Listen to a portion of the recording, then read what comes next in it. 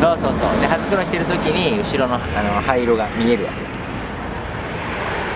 だから黒がないっていう考えでもいいし灰色って考えてもいいし、